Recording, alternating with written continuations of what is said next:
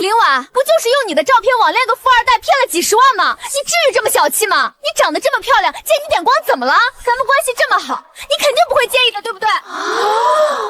室友竟偷用我的照片和富二代学长网恋了半年，甚至还用我的脸骗了他几十万。直到开学典礼那天，学长捧着99朵玫瑰站在女生宿舍楼下。谢言辞，你听我解释。婉婉，我不是故意用你照片的，我只是太自卑了。你长得那么漂亮，肯定不会介意的，对不对？我当然介意，毕竟用我的脸谈恋爱和用我的身份证贷款性质也没差多少。婉婉，你怎么能这么说我？我真的不是故意的，我只是从小到大都很自卑。你不知道被人忽视是什么感觉。你长得漂亮，成绩又好，老师喜欢你，同学也喜欢你，可是我什么都没有。偷照片确实不对，但他看起来也挺可怜的。对啊，室友之间没必要闹这么难看吧？而且那个学长不是也没损失什么吗？谈恋爱不就是看感觉？那你愿意把照片给他，让他再网恋一个吗？我又不是这个意思。那你是什么意思？意思是被偷照片的人不是你，所以你站着说话不腰疼。婉婉，我们住在一起1年了，我一直把你当最好的朋友。我承认我错了，可你能不能不要当着这么多人的面让我难堪？你用我照片和别人网恋的时候，没想过我会不会难堪？你收别人礼物和转账的时候，没想过我会不会难堪？现在事情败露了，你开始在意难堪了。所以，照片不是你。言辞，我可以解释的。我问你，照片是不是你的？不是。视频为什么一直不开？我说过，我摄像头坏了。语音为什么总是在晚上熄灯以后？因为我白天要上课。朋友圈那些自拍呢？他当然说不出口了，因为那些朋友圈自拍全是我的。我真的没有不想见你，只是我最近状态不好，不想让你看到我憔悴的样子。照片？那当然是我呀，你不是说最喜欢我眼尾那颗小痣吗？你别总给我转钱了，我真的不好意思。不过我最近确实想换电脑，原来的电脑跑项目总是卡。那我先收下，等以后我赚钱了再还你。这里面装着我攒了3个月兼职工资才买的2手电脑，风扇一开，声音大得吓人。但江棉嘴里那台跑项目总是卡的电脑，是他刚买2个月的最新款。这是江年的小号，朋友圈的照片竟全都是偷的我的。但我知道愤怒是最没用的东西，愤怒换不来学费，也换不来县城到 A 市的车票。别在最生气的时候吵架，要在证据最全的时候动手。所以我忍了半个月，忍到今天谢燕慈出现在楼下，忍到江棉自己把事情闹到所有人面前。也挺好，省了我一个个解释。你什么时候知道的？半个月前。为什么不告诉我？我认识你吗？他用我的照片骗你，是你们之间的感情纠纷。他偷我的照片，是我和他之间的肖像权纠纷。我和你不熟，没有义务第一时间通知你防诈骗。我不得不承认自己被骗了半年，还是被一个连视频都不敢开的人骗。对，是我和燕慈之间的事。婉婉，你既然早就知道，为什么非要等到今天才说？你是不是故意的？你就是想看我在这么多人面前出丑，对不对？江棉，你偷我照片的时候不觉得自己丑，骗他钱的时候不觉得自己丑，现在被发现了，倒觉得自己出丑了。林婉，江棉确实做错了，可他已经道歉了，大家都是室友，你有必要这样咄咄逼人吗？如果我偷你的照片，和校外40岁离异带2娃的男人网恋半年，再让他拿着玫瑰来学校找你，你也会觉得一句道歉就够了吗？别人的痛苦轮到自己身上才知道疼，所以别劝我大度，我怕我大度起来把你们都送进去。你想怎么处理？这得看你损失了多少。转账27.8万，礼物另算。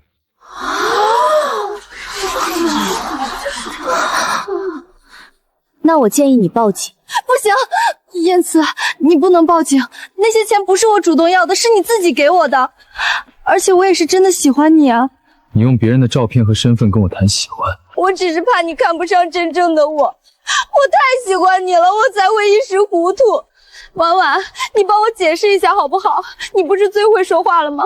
我们是室友啊，你真的要看我被毁掉吗？他这条手链我在购物平台见过，某个奢侈品牌的7夕限定款，某红书上代购价3.2万，而他上个月还在寝室里哭穷，说家里不给生活费，问我能不能借他800块，我当时没借，他为此阴阳怪气了我3天。现在想想，幸好当初没借。我这个人虽然爱钱，但不爱当冤大头。江棉，你别求我，你应该求法律。最后报警电话没有当场打出去，辅导员赶来了。所有当事人跟我去办公室。林婉，你满意了吗？还行。江明都哭成这样了，你还说还行？不然呢？他哭了，所以我就该原谅。那我现在也哭一个。你能把他偷我的照片都删了吗？偷用同学照片和别人交往，这件事性质很严重。老师，我知道错了，我真的只是一时糊涂。我可以给林婉道歉，也可以把朋友圈都删掉，但是能不能不要报警？我家里条件不好，如果留下案底，我这辈子就完了。家里条件不好，这句话我听得太熟了。我家里条件也不好，不好到高考结束那个暑假，我一天打3份工，早上5点去早餐店端盘子，中午去培训机构发传单，晚上去夜市帮人卖衣服。最热的时候，我中暑倒在路边，醒来第一反应不是害怕，是庆幸手机没丢，因为手机里有我刚收到的2400块工资。可我家里条件不好，所以我就能冒用别人的照片谋取不当利益吗？不能。穷不是免罪金牌，自卑也不是。林婉，你的诉求是什么？第一，他公开道歉，承认偷用我的照片。公开道歉不行。第二，删除所有盗用照片，并且写保证书，之后不得以任何形式使用我的个人信息和影像资料。第三，至于他和谢燕慈之间的经济纠纷，由谢燕慈本人决定是否报警或起诉。合理。老师，公开道歉真的不行，大家都会知道的。你偷照片的时候，不是已经让大家都看过我的脸了吗？钱我会让律师处理。燕慈，别这么叫我。林婉，有事？他看起来比刚才更冷静，也更贵。从衣服到手表，从谈吐到姿态，都带着一种长期优渥生活养成的从容。这种从容，我曾经很羡慕，因为我没有。从小到大，每一步我都走得很用力，用力读书，用力赚钱，用力讨好老师，用力抓住每一个往上爬的机会。今天的事，抱歉。你跟我道什么歉？他用你的照片骗我，是因为我没有核实清楚。你被骗是你的问题，他偷我是他的问题。你的道歉我不收。没别的事儿，我先走了。等等，谢学长，我今天已经处理够多麻烦了。你是不是有一个创业项目叫青芒助学？他怎么知道？青芒助学是我准备了1整年的项目，针对县城和乡镇高中中的信息差问题，做低成本志愿填报、竞赛资讯和学习资源整合平台。项目不算特别新，但我从高3开始就一直在记录县城学生获取信息的真实困境。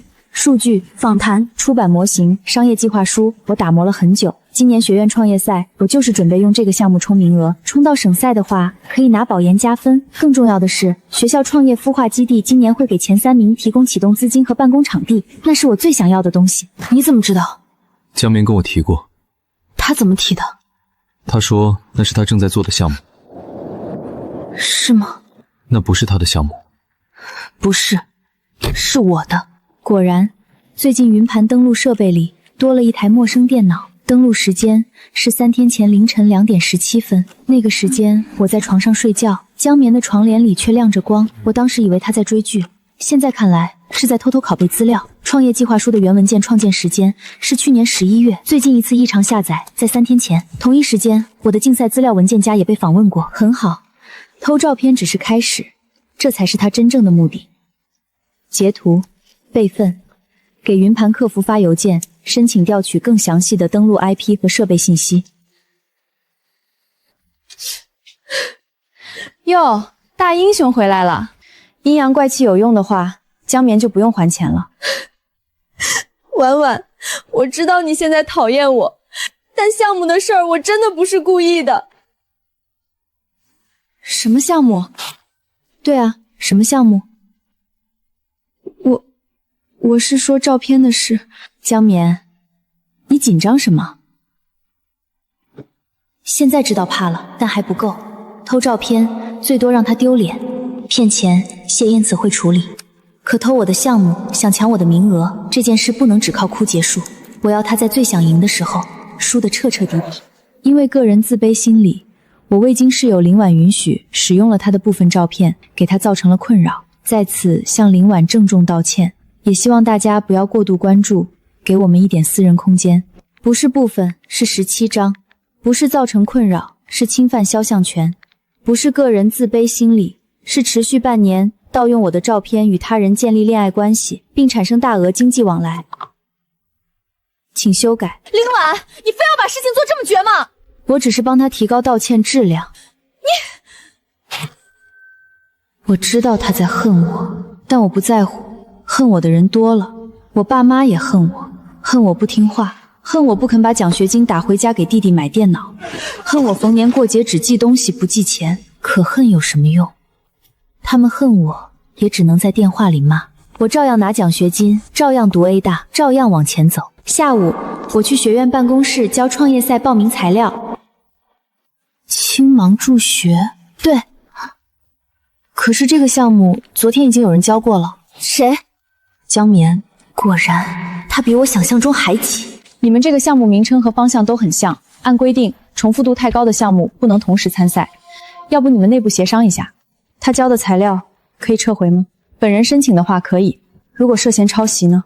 那就要提交证据，由学院创业赛审核组判断。好，那我提交证据。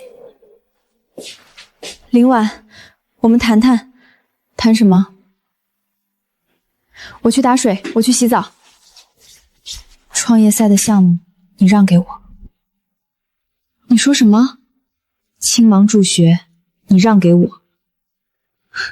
江绵，你是不是哭太多，把脑子里的水也哭出来了？你已经害我够惨了。谢言辞要让律师找我，学校也知道我偷照片的事了。如果创业赛我再出问题，我就真的完了。可你不一样，你成绩好，老师喜欢你，你以后还有很多机会。但我只有这一次了。所以呢，因为你惨，所以我就该把我的项目让给你。因为我成绩好，所以我活该失去机会。你为什么总是这么咄咄逼人？我只是想给自己争取一次机会，有错吗？争取机会没有错，偷别人的机会才有错。青芒助学你让给我。你录音？不然呢？你都偷到我头上了，还指望我跟你讲世人情？创业赛初审会在3天后，这3天江绵没有再找我，但学校论坛上突然多了一个匿名帖子。帖子里没有点名，但每一句都指向我。楼主说他有个室友，从入学开始就仗着自己长得漂亮，处处抢风头，抢奖学金，抢老师关注，抢比赛名额，现在甚至连别人的男朋友和创业项目都要抢。那个室友家里穷，所以特别拜金，专门盯着有钱男人下手。有些人表面励志，实际上骨子里又脏又贪。A 大还有这种人，漂亮穷女捞男呗，现实里太多了。如果说的是最近宿舍楼下玫瑰那件事，那我好像知道是谁。我也知道，女主角姓林。林婉，这是不是你逼江绵逼得太狠了？你觉得是江绵发的？我没这么说。没事，我录音了。这个帖子写得很聪明，他没有直接说我偷项目，只是暗示；没有直接说我勾引谢燕姿，也只是暗示。因为发帖的人知道，造谣如果说得太实，很容易被追责。但他又不够聪明，因为他忘了匿名不等于无痕。能查到发帖设备痕迹吗？论坛后台不一定能碰，但可以先做证据保全。要查源头，建议走学院网信办。你要打官司？看他值不值得。你还是这么现实。现实不好吗？现实至少能保护我，不像自卑，只会让江绵觉得全世界都欠他。林婉，你现在撤回举报还来得及。为什么要撤？闹到评委老师面前，对你也不好看。别人会觉得你为了一个项目，连舍友都不放过。江绵，你是不是还没搞清楚？我不是为了一个项目不放过你，我是为了我的项目不放过小偷。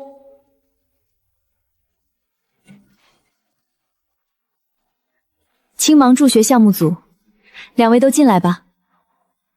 他真的很爱哭，也真的很会挑时间哭。你们2个提交的项目高度相似，现在林婉同学提出抄袭申诉，我们今天主要核实项目归属。老师，我没有抄袭，青芒助学这个想法我从大一就有了，因为我也是小地方考出来的学生，我很懂那种信息差带来的痛苦。我知道林婉也很优秀，但不能因为他成绩比我好，大家就天然认为项目一定是他的。这话说得很聪明，先把自己放在弱者位置，再暗示老师偏心我。果然，有位老师皱了皱眉。林婉同学，你的证据呢？我的证据分4部分：第一，项目原始文档创建时间；第二，项目调研记录和原始访谈音频；第三，我云盘异常登录和下载记录；第四，江棉同学要求我转让项目的录音，每一份都有明确的创建时间和修改时间。这县城学生信息差救命手册是我大一刚入学时写下的东西。有天在图书馆，我听见2个本地同学聊天，他们说高考志愿填报时，家里请了2万8的规划师，规划师帮他们分析专业前景、院校梯度、城市资源，还会提醒哪些竞赛和夏令营对保研有用。我坐在旁边，手里捏着饭卡，突然想起我高考结束那年，我爸妈忙着给我弟找初中补课班，没人关心我报什么学校。村里唯一一个上过大学的堂哥告诉我，女孩子别跑太远，报个师范稳定。可我不想稳定，我翻了3天3夜资料，蹭网吧电脑，拿旧作业本算分数线，最后压着线进了 A 大。来学校以后我才知道，有些人的路从高一开始就有人帮忙铺，而有些人连路在哪里都要自己摸。所以我写下了这个想法，不是为了显得我多高尚，我只是太清楚信息值多少钱，也太清楚如果能把它做起来，它会成为我往上爬的第一块砖。县城高中生不知道强基计划和综评的比例，乡镇学生获取竞赛信息滞后，常常知道时已经过了报名时间。志愿填报最大问题不是不会选，而是不知道有哪些选项。这些都是你自己写的？是。第2个文件夹里面是24段访谈音频。我当时不知道那个专业要学物理，我以为名字里带管理就是文科，后来开学才发现根本听不懂。如果有人早点告诉我就好了。这些访谈大部分是我寒假回老家时做的，有录音，有授权截图，也有整理稿。江棉同学如果说这个项目是他从大一就有的想法，我想请他展示一下原始记录。我之前的记录没有保存好。没关系，那你可以说说你访谈过哪些人吗？我没有像你这么正式的访谈，这个想法是我平时观察出来的。观察谁？观察空气吗？注意措辞。有人偷我东西的时候没注意体面，我拿回东西的时候倒要讲礼貌了。今年3月26日，我把项目定位从助学公益平台改成县域升学信息服务平台，因为我发现纯公益很难持续，如果项目不能自己养活自己，最后就只能靠情怀烧钱。情怀这个东西很贵，我烧不起。这个调整是对的。做教育类项目，最怕把公益和商业混在一起说不清。你能这么早意识到可持续性，说明不是临时拼出来的方案。谢谢老师。可这些也不能证明我抄你，很多想法本来就会撞。大家都是小地方考出来的学生，有相似经历很正常，是吗？这是我的云盘账号登录记录。3天前凌晨2点17分，有一台陌生设备登录了我的账号。随后，青芒助学完整项目文件夹被下载，那也不能证明是我，所以我向云盘客服申请了更详细的设备信息。那台设备的型号、系统版本以及大致 IP 所在网络是在 A 大女生宿舍6栋。女生宿舍6栋那么多人，你凭什么说是我？这是你朋友圈，终于拥有自己的第一台小宝贝啦，以后要陪我一起努力呀。你电脑桌面右下角露出的设备名和客服邮件里的设备名一模一样，现在能证明了吗？这只是巧合。江棉，你知道吗？人最狼狈的时候是证据已经贴到脸上了，还非要嘴硬。青芒助学，你让给我，你已经害我够惨了。如果创业赛我再出问题，我就真的完了。可你不一样，你成绩好，老师喜欢你，你以后还有很多机会。不是这样的，老师，我那天只是太害怕了，我不是承认抄袭，我只是想求他放过我。他故意套我的话，他录音，他从一开始就想害我。证据已经很清楚了，这个项目的原始归属应当属于林婉同学。江棉同学，你提交的材料与林婉同学项目高度重合，并且存在不当获取他人项目文件的嫌疑，学院会取消你本次创业赛参赛资格。后续是否涉及违纪处分，需要进一步调查。老师，不能这样。江棉只是一时糊涂，他已经因为照片的事儿受了很大打击，现在又取消比赛资格，他会受不了的。周雅，你这么心疼他，要不把你的保研名额让给他？你胡说什么？我没有保研名额。所以你看，你没有的东西劝我让起来就很大方，你有的东西我还没开口你就急了。林婉，你装什么清高？你不就是仗着自己长得漂亮吗？如果不是因为你这张脸，谢言辞会帮你说话，老师会向着你，所有人会相信你。江绵，难道不是吗？你从入学开始就这样，老师喜欢你，男生喜欢你，就连兼职老板都愿意多给你排班，凭什么？就凭你长得漂亮。你知道我多讨厌你吗？我明明也很努力，可只要你站在那里，大家就都只看得见你。我用你几张照片怎么了？你已经拥有那么多了，借我一点光不行吗？你觉得我拥有很多，难道不是吗？是，我拥有一张还不错的脸，拥有全专业第1的成绩，拥有奖学金，拥有这个我熬了无数个晚上做出来的项目，这些我都拥有。可江绵，这些东西没有一样是你给我的，所以我凭什么借给你？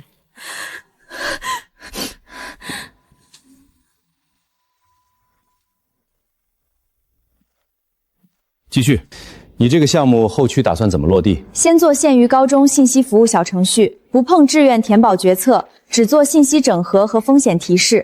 前期宁愿信息少，也不能乱。县城学生试错成本太高，我们错一条信息，对一些家庭来说，可能就是几年的积蓄和一个孩子的前途。这不是漂亮话，因为我就是那个差点被错误信息耽误的孩子。项目归属暂定为你，江绵那边学院会继续调查，你先准备后续复赛。谢谢老师。你一直这么冷静，你觉得我刚才应该哭？我只是觉得你好像很擅长把愤怒变成证据。穷人家的孩子都擅长这个，因为我们知道，哭是最没用的。谢学长，如果你真的觉得抱歉，可以做一件更实际的事。什么？你们创业社不是有预孵化资源吗？帮我约一个路演名额。你倒是不客气。客气换不来资源。那你不怕我觉得你功利？你家里那么有钱，应该从小知道资源的重要性，怎么长大了反而开始装不懂？行，我帮你约。谢谢。但我有个条件。违反规定、违背原则的事都不行。只是想让你请我吃顿饭。食堂2楼可以吗？这么抠？我穷。你刚拿回一个很有潜力的项目。潜力不能刷校园卡。行，食堂2楼。江冕被取消参赛资格的消息很快传遍了学院，论坛上那个匿名帖也被管理员删除。但删除之前，我已经做了完整证据保全，并且把链接、截图、录屏和周雅那句“是不是你逼江冕逼得太狠了”的录音一起交给了辅导员。林婉，你做事一直这么周全吗？被人欺负多了就周全了。学院会处理，但是这件事牵扯到论坛舆论，可能需要一点时间。我当然可以等，我最不缺的就是耐心，也不会因为谁哭就心软。我可以等。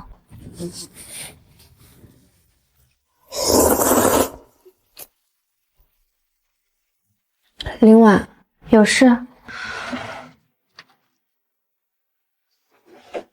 这个给你。什么？江绵之前借过我的电脑，他说他电脑坏了，想登一下微信。后来我发现他好像拷过东西，但我不敢问。这里面是我电脑里的操作记录，还有他插过的那个移动硬盘痕迹。为什么现在给我？因为我之前也觉得你太咄咄逼人了，但是今天听说他项目也是偷你的，我觉得如果我再装不知道，我也挺恶心的。谢谢。对不起啊，之前他们说你坏话的时候，我没有帮你说话。没事，我不喜欢强求别人帮我，但你现在愿意补证据，我收。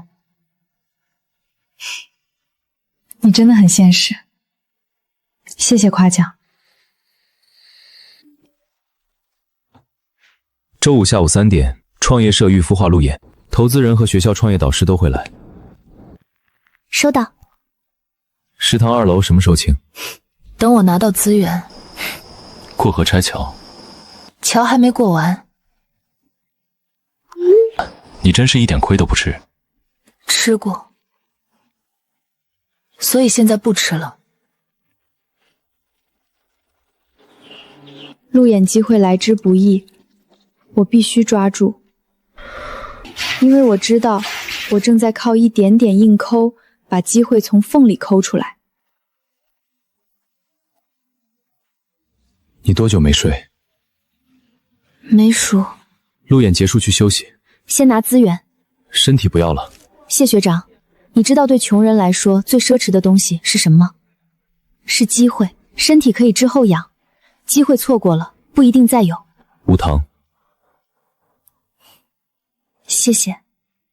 这次不用还，为什么？算我投资。谢学长，你们富二代投资都这么小气吗？那看你今天表现。表现好呢？追加。成交。教育信息服务赛道并不好做，你凭什么认为自己能跑出来？因为我不是站在岸上看水的人，我就是从水里游上来的。我知道县城学的真正需要什么，也知道他们为什么不相信太贵、太漂亮、华而不实的东西。青芒助学不承诺改变命运，只降低试错成本。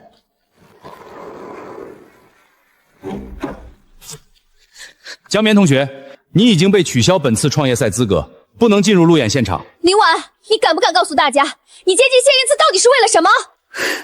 江绵，出去！老师，我只是想让大家知道真相。林婉根本没有他表现的那么励志，他就是一个为了往上爬什么都能利用的人。他接近谢燕慈是因为谢燕慈能给他资源，他根本不是什么受害者，他比谁都功利。对，我接近谢燕慈是因为他能给我资源。你们听见了吗？你们听见了吗？他承认了。我承认什么了？承认我需要资源，承认我想要投资，承认我希望通过合法合规渠道把我的项目做起来。请问在座各位创业者，今天坐在这里是为了做慈善，还是为了找资源？江绵，你总喜欢把资源2个字说得很脏，可你偷我的照片是为了接近资源，你偷我的项目是为了拿到资源，你匿名造谣是为了毁掉我获得资源的资格。我和你最大的区别，不是我不功利，是我功利的光明正大。我想要什么，我自己上台争，而你想要什么，只会偷。我喜欢钱，喜欢资源，喜欢所有能让我往上爬的东西，但我不偷也不骗。你装的比谁都清高，偷的却比谁都顺手。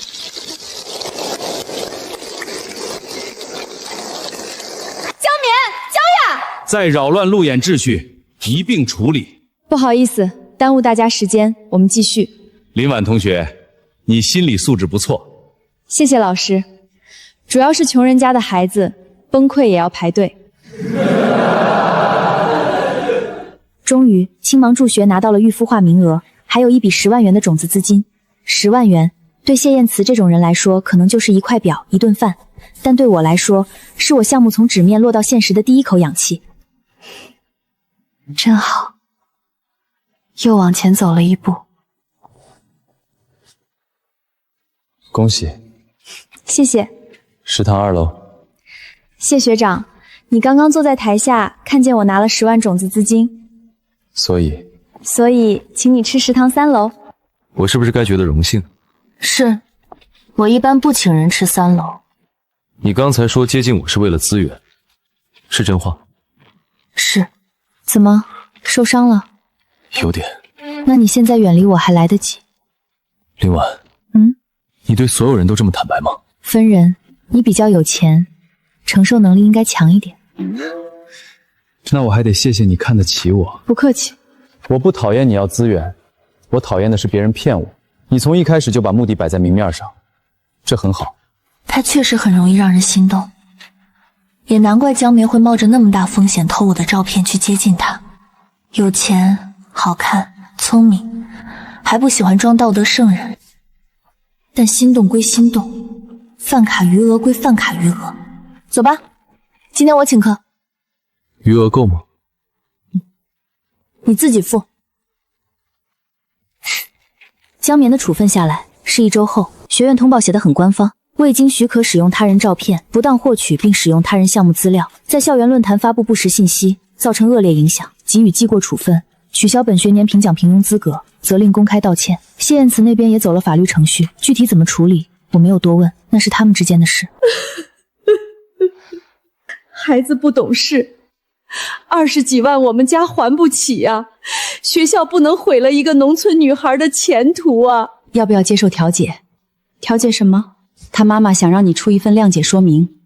老师，我也是农村女孩，我的前途被偷的时候，怎么没人怕我被毁？我不谅解，他家还不还得起钱是他和谢燕慈的问题，但他偷我的照片、偷我的项目、造我的谣，这3件事我一件都不谅解。我明白了，林婉，你真的一点都不愧疚吗？我愧疚什么？如果你当初私下跟我说，事情根本不会变成这样。如果你没有录音，没有举报，没有在那么多人面前逼我，我不会被处分，也不会欠那么多钱。你到现在都只承认自己的委屈，不承认自己伤害过别人。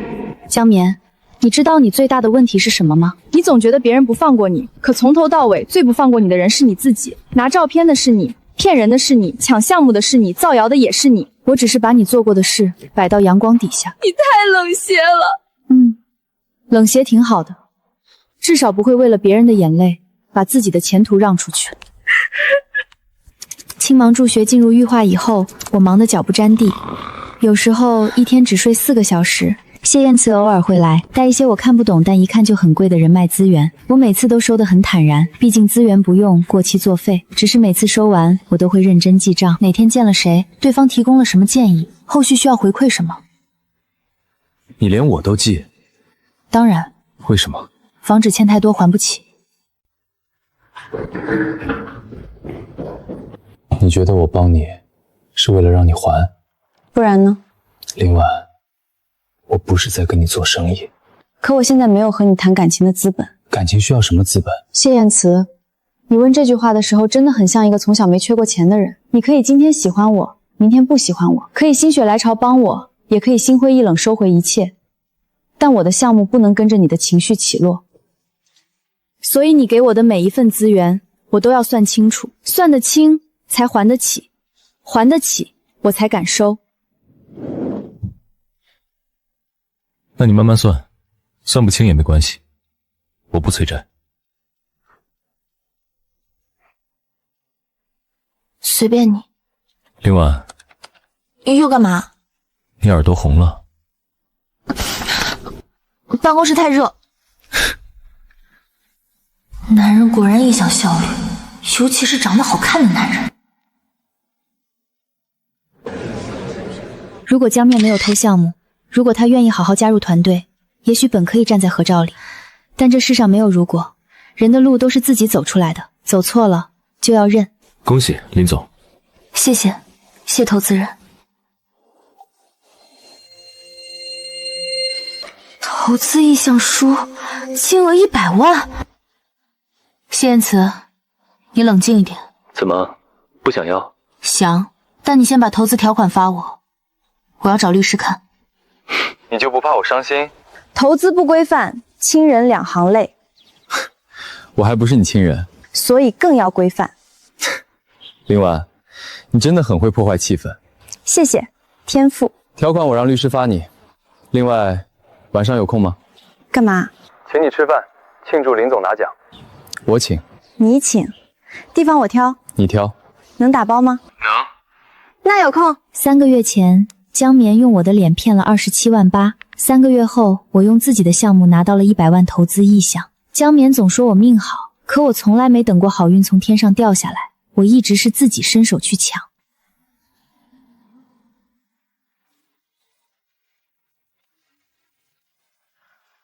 放心，我请。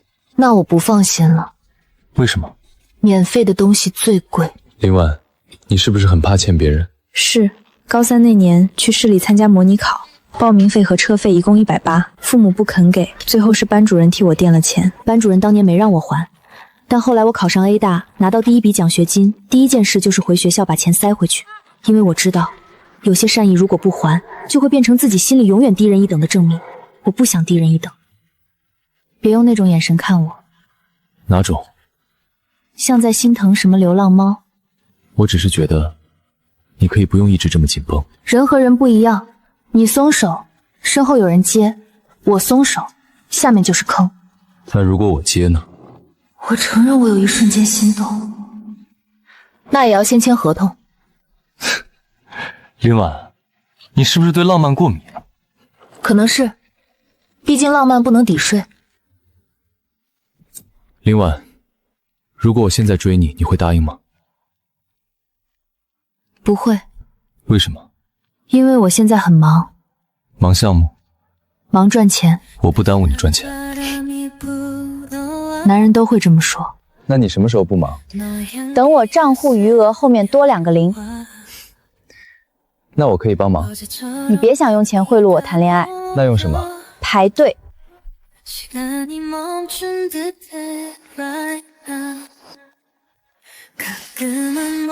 完了，男人开始影响我情绪了。原以为江眠的事到这里结束，没想到小程序内测第3天，后台突然涌进大量异常注册和恶意攻击。捞女项目，靠男人拿投资还装创业，这种人也配做助学？别让农村女孩学他拜金。说我拜金，我并不意外。但这些人连指责都要披着别让农村女孩学坏的外衣，仿佛农村女孩就该一辈子清贫、老实、忍让。但凡想多要一点钱，多拿一点资源，多往上爬一点，就是坏了。对方有组织，舆论已经扩散了。我曾经有个室友，他靠偷走别人的人生上岸。林婉嫉妒我温柔善良，故意接近谢燕慈，破坏我们的感情，又靠谢燕慈的资源抢走青芒数学。我知道我们斗不过有钱人，也斗不过漂亮又会算计的人，但我相信公道自在人心。林婉，你还笑得出来？写得挺好啊，比他创业计划书写得好。你这心理素质，不创业可惜了。保存证据，转发给辅导员和学院负责老师。你那边那个案子进展怎么样？怎么了？江棉发的。不确定，但风格很像。我让律师处理。等等，怎么？别急着删。你又想做什么？他不是想要公道自在人心吗？那就让人心看全一点。回应：第一，江棉偷用我17张照片的截图和道歉声明；第二，谢燕慈转账记录里经律师处理后可以公开的部分金额证明；第三，学院关于青芒助学项目归属的初步认定和江棉处分通报；第四，路演现场的完整录音。很多人喜欢看弱者哭，因为哭声很容易让人产生正义感，但弱不等于对，穷不等于善良，自卑不等于可以偷别人的脸、钱和前途。我也穷过，也自卑过，也在很多个夜里觉得命运不公平，可我没有偷。我想要钱就去兼职比赛、创业，我想要资源，会自己去路演谈判递计划书，我想往上爬，也承认自己功利。但功利不是罪，偷才是。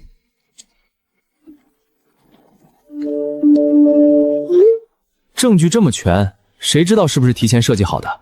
建议江棉下次拿别人东西前，也提前设计一下。我靠，偷照片网恋半年，这还洗？27.8万，这不是恋爱脑，是法制秃吧？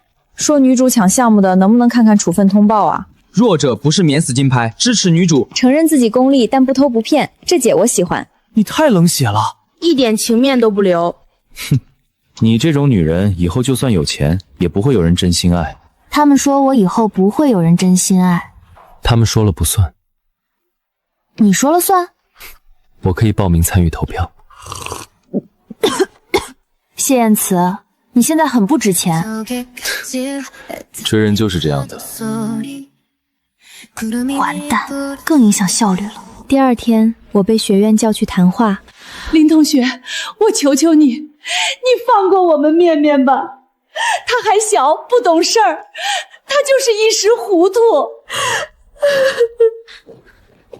林同学不原谅绵绵，我就不起。江棉偷我照片的时候没人跪，偷我项目的时候没人跪，造我谣的时候也没人跪。现在事情压回他自己身上，他妈妈跪了，于是问题又变成了我的错。阿姨，如果今天是我拿了江棉的照片，收了别人20几万，又占了他的项目，害他差点失去比赛名额，您会劝他原谅我吗？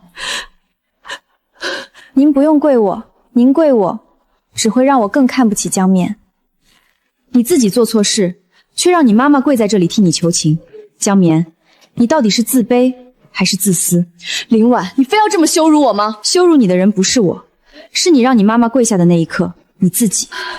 老师，我的态度不变，不谅解，不撤证据，不接受私下道歉。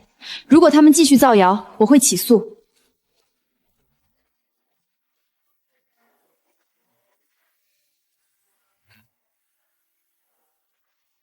你怎么知道我在这儿？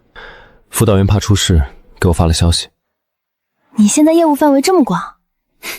追人要有服务意识，难受吗？有点。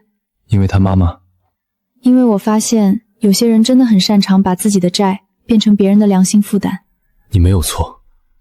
我知道，但知道自己没错，不代表不会恶心。想摸就摸，一次50。那先欠着。谢燕慈，你越来越抠了。没办法，追你成本太高，要学会精打细算。几天后，江绵办完退学手续离开学校，不是被开除，是他自己走。江绵离开的时候，周雅去送他，两个人在宿舍楼下哭了很久。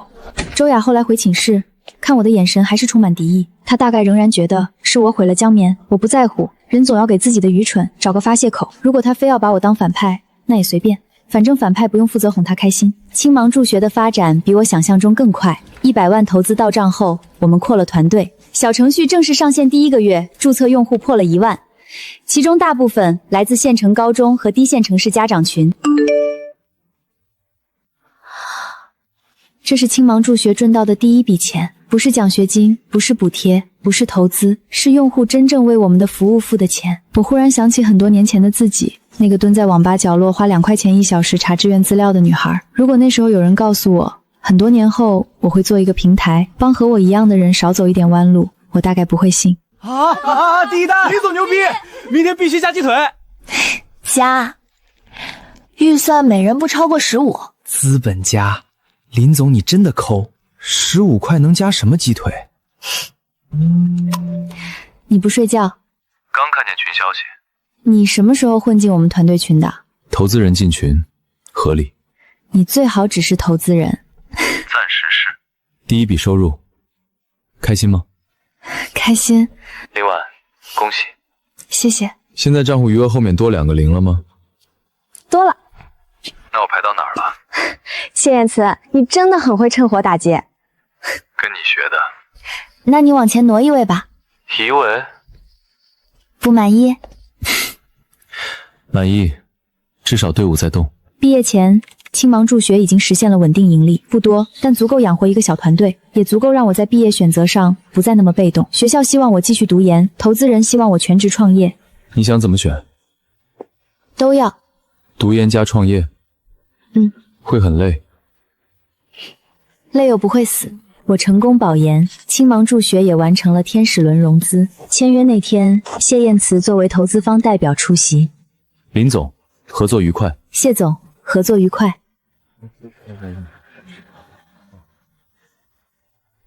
这动作短的几乎没人看见。职场行为越界，罚款500。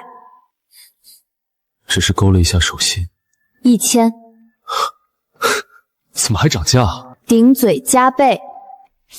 没有现金，刷卡可以吗？你是不是蓄谋已久？追你这种人，不蓄谋不行。先抵押。这支笔也不便宜。那你以后注意分寸。如果我不想注意呢？那就排队重新取号。我注意。挺好，男人还是要训练。后来有人问我，江绵的事有没有让我留下阴影？有吧，至少后来我再也不在寝室群里发私人照片，所有重要文件都开了双重验证，电脑离身闭锁屏，项目资料分级授权，团队里每个人都签保密协议。你像一只随时准备打官司的刺猬。谢谢夸奖。江绵后来给我发过一封邮件，他说自己回老家后找了一份普通工作，也终于明白他当初嫉妒我不是因为我拥有太多，而是因为我敢要。邮件最后他向我道歉，这一次他没有哭，没有卖惨，也没有让我原谅，他只是说对不起。收到。不原谅。道歉是他的事，原不原谅是我的事。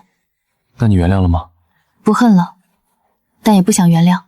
不是所有伤害都需要一个大团圆结局，有些人从我的人生里退场，就是最好的结局。青芒助学成立第3年，用户突破了100万，我们搬进了真正的办公楼，不大，但落地窗很亮。忽然想起3年前江面偷用我的照片和谢言辞网恋。如果不是那场荒唐的闹剧，我和谢言辞大概不会认识，青芒助学也不会那么早拿到资源。当然，我不会感谢江面。苦难和背叛本身没有意义，有意义的是我没有被他们拖下去。林总，想什么？想我当年真是脾气太好了。这还叫脾气好？当然，他偷我照片，我只让他公开道歉；偷我项目，我只让他取消资格；造我谣，我也只是证据反击。换成现在，我会直接让律师函先飞一轮。确实成长了。你这是夸我？不然呢？我以为你会说我越来越冷血。林婉，我一直觉得你冷血的很可爱。谢燕姿，你有病！你看，你现在骂我都不收费了。提醒我了，从今天开始恢复收费。老板娘说了算。谁是老板娘？老板。这还差不多。很多人以为我和谢燕慈的故事是灰姑娘遇见王子，他们错了。灰姑娘需要王子带她离开舞会，我不需要，我自己会买门票，会算路线，会查退票规则，必要的时候我还能把舞会承办方谈成合作客户。我不需要谢燕慈的救赎，她是我往前走时恰好遇见的一个很贵、很好看，也还算有用的人。什么叫还算有用？已经是很高评价了。那我在你心里排第几？我、钱、公司、团队、猫、狗、你。你什么时候养猫狗了？以后会养。所以我还排在未来的猫狗后面。你应该高兴。为什么？至少你上榜了。行，我是你心里最重要的男人。他这个人真的很会自我安慰。要问我爱谢燕慈吗？我不知道，至少现在我愿意让他排队，愿意在很忙的时候抽空和他吃一顿饭，愿意在他靠近时不在第一时间计算亏欠和代价。这大概已经很接近爱了。但如果你问我这是世界上我最爱谁，答案永远不会变。我最爱我自己。我爱钱，爱资源，爱漂亮衣服，爱写着我名字的公司和账户余额。我也爱那些被我亲手抓住的机会。至于男人，锦上添花而已，有很好，没有也不影响我成为自己的锦。